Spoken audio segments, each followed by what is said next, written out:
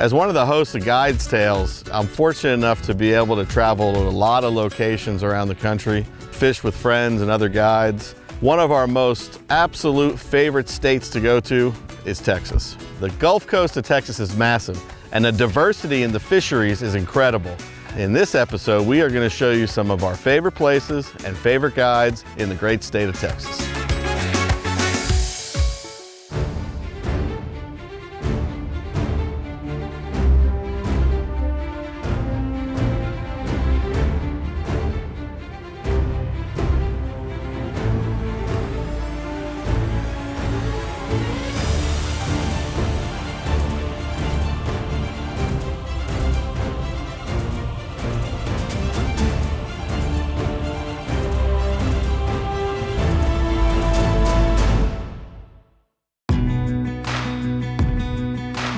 Our first stop in this trip is Matagorda and Matagorda Bay. Actually, the hometown to one of the great lure designers in this country, Captain Mark Nichols of DOA Lures. So as we're approaching these fish, Mark, we got the troll. These are these Texas fish with muddy water, with the wind? Are they more forgiving than Florida fish as far as what they'll tolerate? You know, they certainly can be. You know, when you get in a good school, you should be able to do numbers. Right. And as we all know, you know, fish are such where they're going to be basically the same size in a school. If you start catching a bunch of 14-inch fish, most of them are going to be 14 inches. Right. If you want to have a chance of getting a bigger fish, drop it down below them where those predators that might eat that 14-inch fish are going to be hanging. But right now, we're simply wanting to try to get something to start to jerk on the line and pull back.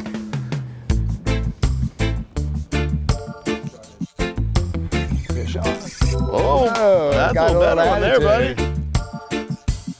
Nice. You just take your time, I don't mind. Nope. Bent rod, as long as that rod has a bend in it, you can catch a good. fish. When that rod goes straight, fish gets off. Decent feeling fish. Yeah. It feels like I might have picked up a little red here. No, nice fish. That's a nice red. Want me to help him there? You want me to get him? You got a gaff or anything? We do. I'll try to handle them without it. Hey, buddy, thank you. Pretty fish, Mark. Plastic shrimp. Some people say these don't work, but some people are wrong, I guess. Hey, buddy, you. Be pretty for me. Beautiful. We're gonna let you go. Cool. Good work. Good work. Jig head action. Thank you, sir. Whoop. Nip. Let's work together. Remember, slimy pants. Good job. Hey. I'm gonna let it go. That's good. Congrats. So, Mark, one of the things I use this gold curly tail, DOA. Yeah. I don't know if you remember this, but when I went to visit you in Stewart, That's right. I said, Mark, I hate curly tails. So the next day we went on the boat and he rigged a rod for me with a curly tail. That's right. And I fished that and bait. You caught him. All day long, and then all of a sudden I was... Then all of a sudden, that's my favorite lure. Yeah, you gotta send me some curly tails. Well, it's like we were talking earlier, you know, if I don't have a lot of fish that are gonna bite the tail off, the curl tail's a phenomenal bait. It's very flashy. It's got a real fast sink because there's such a low profile to it. And how much, so, you know, it brings up a really good point about baits and fishermen. Right. If I don't have confidence in this bait, I'll never catch a fish. Exactly. Always. Doesn't matter. Yeah, exactly. It's like it goes through the line. You won't try it hard. I won't try it hard. I tell everybody, make that cast like it's your last cast of the day. But if I know this bait will catch a fish if it's there, you're absolutely right. I'm in the money. There's no doubt about it. And that gets back to your question you asked about colors. If that guy's got his, you know, went out and caught it with a purple and green stripe that day, it's the only color to throw. And he's going to tell all his friends. Exactly. And then the local bait shop's going to be out of commission. Like, how come you don't have that color? In the days when writers would write a story in a newspaper, yeah, you know, they'd have 6 of that color in every store, and they'd be gone within the first 15 minutes or when they open. That's right. And then they yell at you because they got empty SKUs, and they're like, well, you know.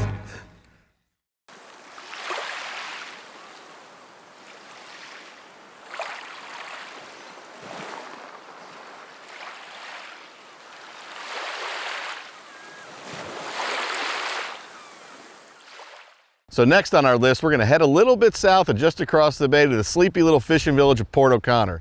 Captain Ed is gonna join Captain Scott Knoll for a really in-depth look at the mangrove systems and sight fishing in Port O'Connor, Texas.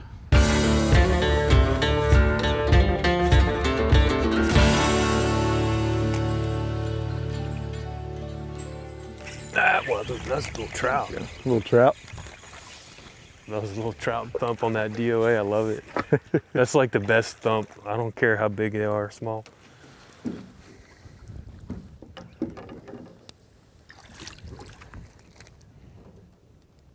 You're just liking seeing trout. I am. I'm loving seeing these trout.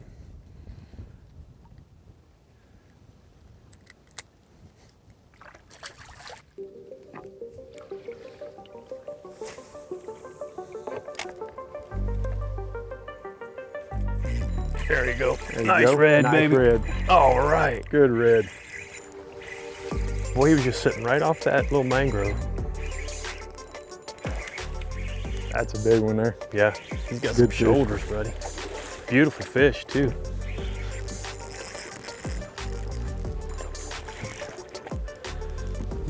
Yeah. That's the one we've been hunting.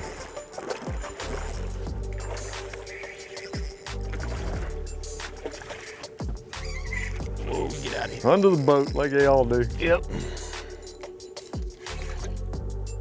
Come on out. I don't know why redfish insist on going under the boat every time. That's like their signature. Oh. Here it comes. Yeah, it's their signature move. He's not hooked real well. Let's get him in the net. Oh, yeah. Oh, he's pretty. Look at those pec fins right there. Just beautiful. That's a big, pretty healthy redfish there. Ooh. Nice. That's a little better what I love it.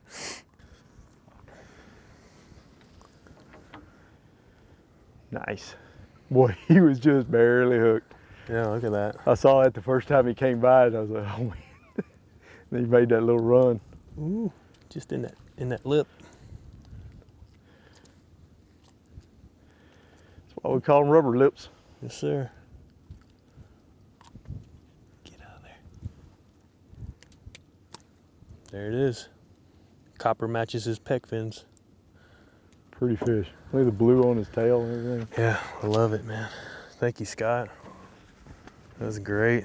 So we get into an area, and one thing I noticed right away is there was a ton of mullet. And one thing that I've learned over the years of traveling and fishing, if you can find big groups of mullet, you're probably gonna find fish. And particularly here, we're looking for redfish and trout.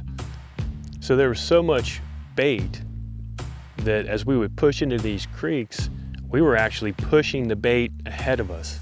And it was big mullet, which I said, of course, you know, we see fish around those mullet schools, but it can kind of work against you too. If you push too hard, those mullet will really spook and run and spook off the fish that we're trying to catch. So it's kind of a delicate balance of easing along and gently nudging those mullet forward as you go. You really don't want to send them into panic mode, but they are going to move. And I was just trying to make my cast well ahead of that push of bait to maybe get to the fish before that push of mullet got to them and kind of clued them into what was going on. We were in the creek. Nice little red. The other one, looks like the other one. Feeding them these shrimp. There we go. Thank you. Yes, sir. Liking that copper crush. In the fall, man. Shrimp's hard to beat. Yeah, they're liking that shrimp. Yeah. I guess they've been eating mullet for a while, right? Yeah, all summer we have them feeding on mullet pretty good. This time of year, the shrimp start moving out of the bays with these fronts. And we've had such high water, the shrimp have been tucked way back up in these marshes and sitting in the mangroves. And last week we finally had that first good front that blows the water out for us. Around here, if we get a north-northwest wind, it'll blow a lot of the water down. Because we were talking last week and you said it was super high. Yeah, I was fishing some stuff that was, I mean, we were, like Dean, my buddy Dean calls it monkey fishing. because we were way back in the trees. We were having to fish the sand behind the mangroves. Push So through. now they're seeing all this stuff get swept out of the grass, and Right. it's real natural for them to see. And So now all this shrimp's coming back out and doesn't have a place to hide anymore. well, he was liking it, that's for sure. This is awesome. Throw them what they're eating, Yeah, you know? yeah. Give them what they want. Pretty simple pattern.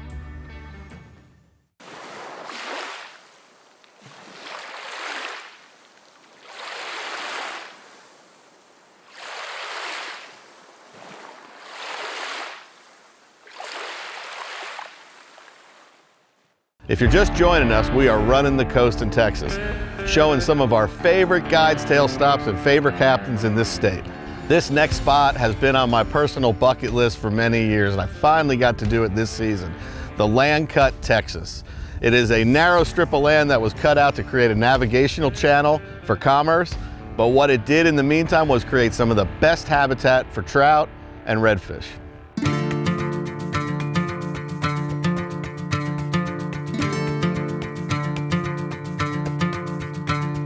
Hey guys, I'm Clayton Laskowski from Floresville, Texas, and this is Land Cut, and I've grew up fishing here since I was knee-high to a grasshopper, and I wanted to take these guys down here to show them what it's all about, how good the fishing is. So the Land Cut is an isolated location, isolated from city life, meaning that you need to be prepared to come down here, have all your stuff ready to go, generator, lights, you know, ice chest, bait, tackle. You can't go to the gas station across the street or grocery store across the street. You bring it or you don't have it. The Land Cut is basically what its name is. It's a narrow cut through the land that attaches two bodies of water for navigation purposes. But what it does is set itself up for amazing fishing. You literally have this straight cut, shallow water, grass line, deep water, and it goes from 15 feet to 0 feet very quickly. I don't think I've ever seen a place where you can set your Minn Kota trolling motor to go straight and you have 20 miles of fishable water. There's no area in that ditch that you can't catch a fish. The other thing is, next time someone tells you, hey, go fish that ditch, you may think they're joking. Go fish the ditch.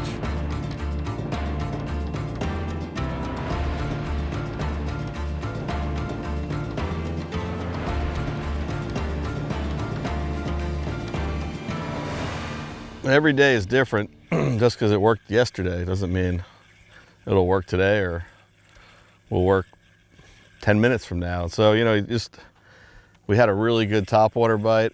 The visibility hasn't changed. Sun's been behind clouds. It's just starting to get a little bit brighter, and you just got to know when to change. So we were both throwing topwater. Clayton switched over to the Rapala Crush swim baits, and as their name states, he has been crushing them on the back of the boat. So, I'm a topwater guy. I love doing it, but sometimes you just gotta face the sad truth, and the topwater bite's over. So I'm following the Clayton train right now, and I'm on the jig bite.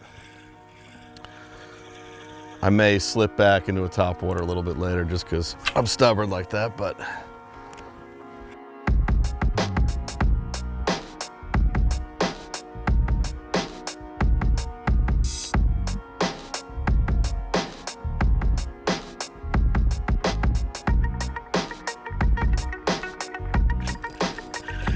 Go. Made the right choice. Go back to the top water. Couldn't see anything with the jig. Good fish? Yeah. A little bit better. Oh yeah. Get the net. Get the net. Oh, good fish. Get the net. Woo! Top water again. Here she comes. Man, she hit the fire on that one. Good fish. Look at that, huh? Woo. Stay on, baby. Now that's a topwater bite there, boys. Just when I said it was getting too late for topwater, we couldn't see on the jig bite. And this old girl came came on. Beautiful fish. As Clayton said before, you want to try not to handle them too much. Keep them in the water if you can. We'll get that bait out of the mouth.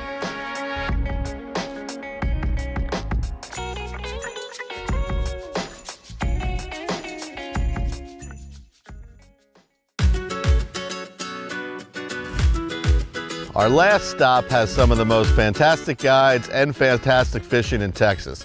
South Padre Island. More famously known for the spring break and the spring break antics, it should be known for its fantastic inshore fishing.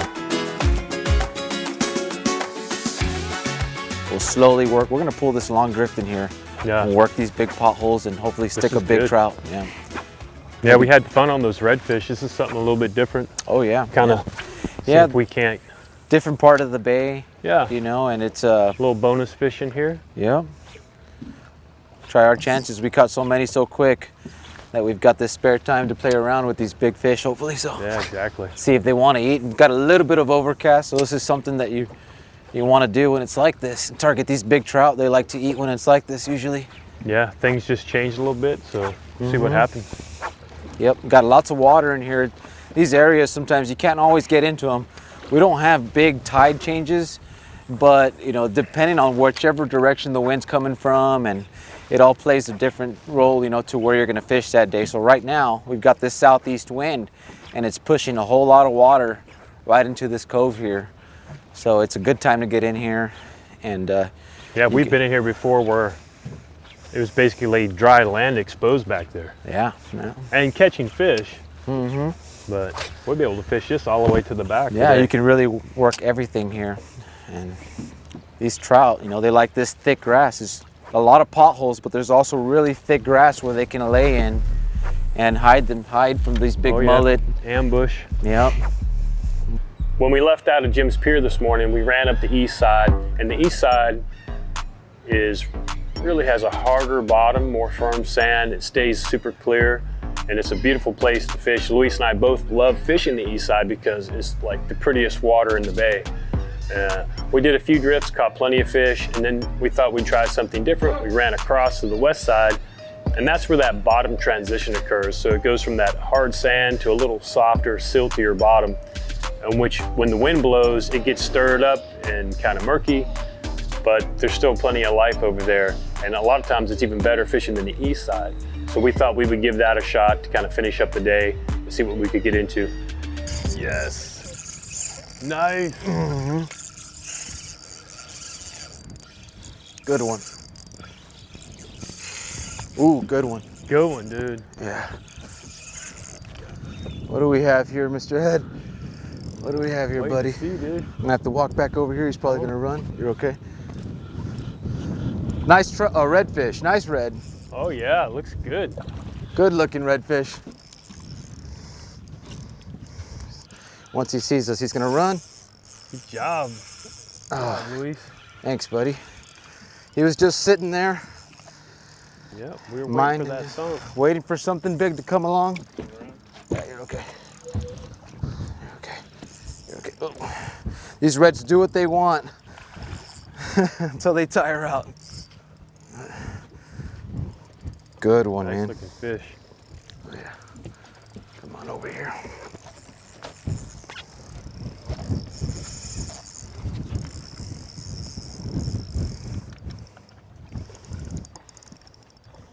Texas croaker. Texas croaker. The last one. The last one too. I was saving that one.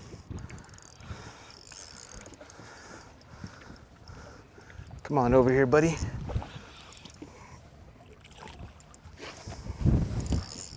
Good. What's up, buddy? Oh, he choked that thing. It's in there. He inhaled the whole thing, huh? Woo!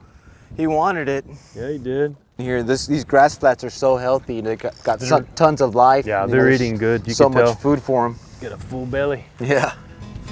Good slot redfish. You know, we covered a lot of water and a lot of ground today on Guides Tales, showcasing our favorite spots in Texas. If you ever have any questions or want to experience this for yourself with any of those guides, send us a note on Instagram.